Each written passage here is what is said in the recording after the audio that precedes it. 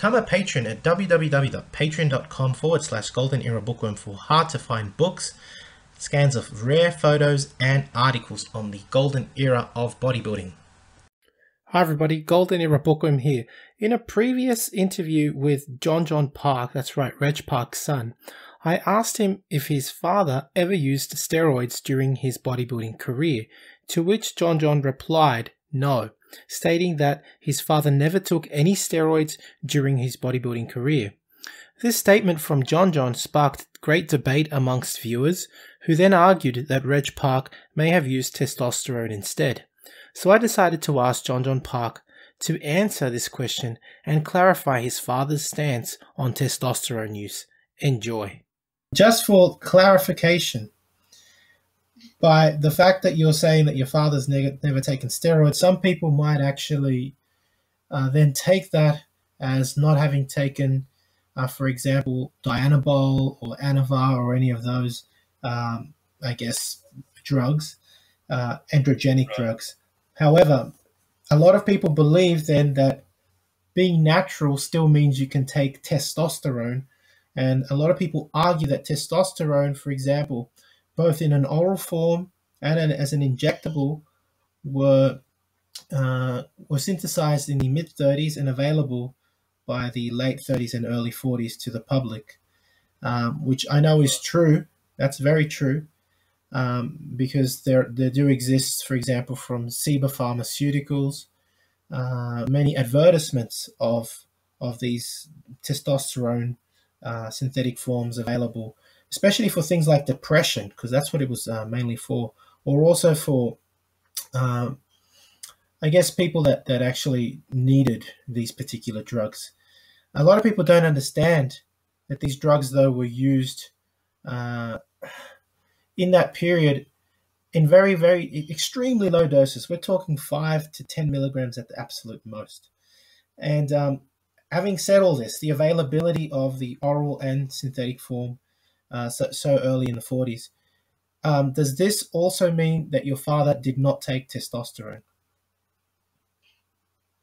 I know they're not the same thing, but he classified them in the same category. Okay.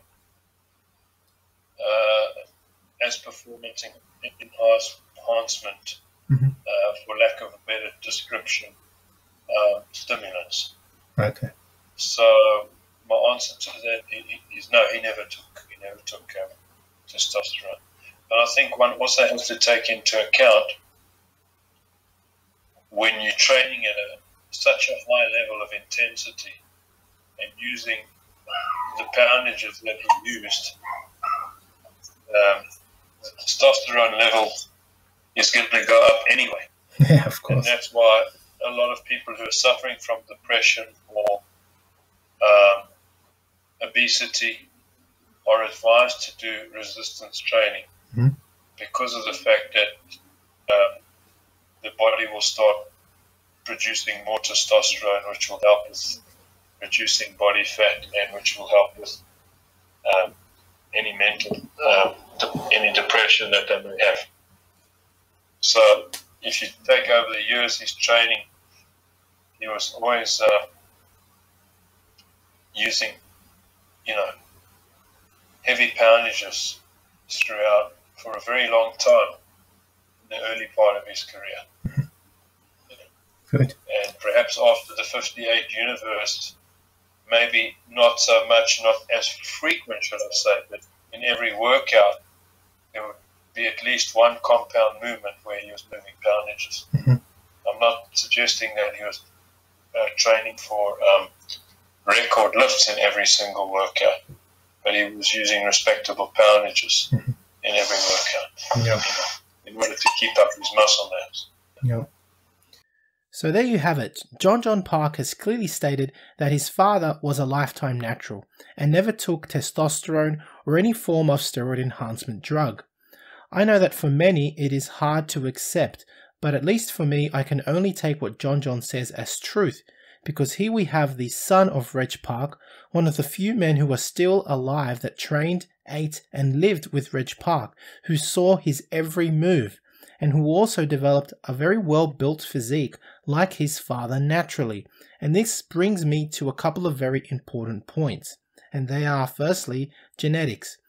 When we look at the few early photos of Jon Jon Park when he was training to emulate his father, what his father had achieved, we can see that he was also able to develop a similar and impressive physique, which begins to add weight to his father's stance as a natural, because like his father, when Jon Jon Park was bodybuilding, he told his father that he would always remain a natural. At least that's what he told me as well. Plus, for those of you that don't know, Jon Jon Park was actually an Olympic athlete. Now, if that's not proof of premium genetics, I don't know what is, because you need to have superior genetics to be a top competing Olympic athlete. So it definitely stands as a reflection of the Park gene pool at least, right? So that's the first point, genetics. The second point is that Jon Jon Park makes an excellent point in that his father was well known for being a beast, an absolute beast in the gym. Reg Park was the first bodybuilder, for example, in history to bench press over 500 pounds. And this was in street clothes with no bench suit.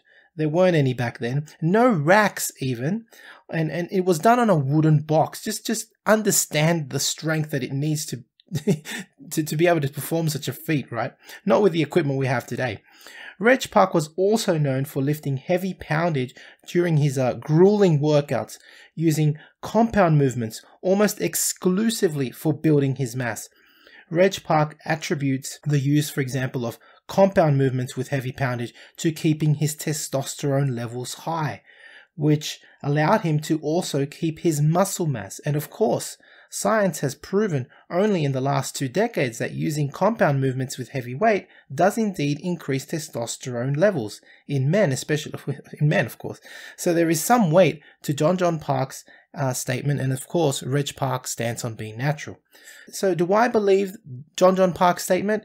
And do I believe that Reg Park built his physique naturally and was a lifetime natural? Yes, absolutely. And unless someone proves and presents any definite proof that argues otherwise, I will continue to believe that Reg Park was natural. Now, I also have to add on top of that having read Steve Reeves' stance on steroids and testosterone, he's made several comments in the past, at least when he was alive. He stated once that if a man doesn't have enough testosterone to build muscle, he should play ping pong. That was Steve Reeves' direct statement in regards to testosterone and steroids. And I've also listened to an interview where Marvin Eder also answers the same question as to whether or not he ever used testosterone, and to which, of course, Marvin Eder answered no. So it does appear that most Silver Era bodybuilders definitely built their physiques naturally without any assistance.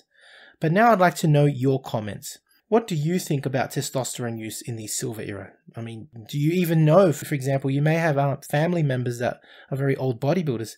Do you know if any of them used testosterone? But that, of course, now wraps it up for this video. If you have enjoyed watching this video, please give the video a thumbs up. Subscribe if you haven't to the Golden Era Bookworm. Leave me your comments. Thank you for watching. And again, please share if you enjoyed the video. If you want to support my research, please donate via PayPal. You can become a patron. You can also visit my website for how to print books and courses on old school bodybuilding. And please get in touch via email if you wish to collaborate or pass on your bodybuilding books and memorabilia. That's it for me. Hope you've enjoyed the video. This is the Golden Era Bookworm. Bye for now.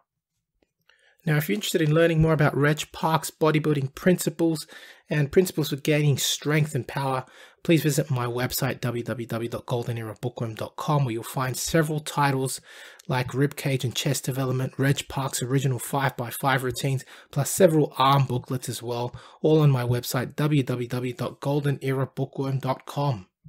To take full advantage of my collaboration with Old School Labs, please visit their website and choose from their marvelous range of supplements using my code BOOKWORM12.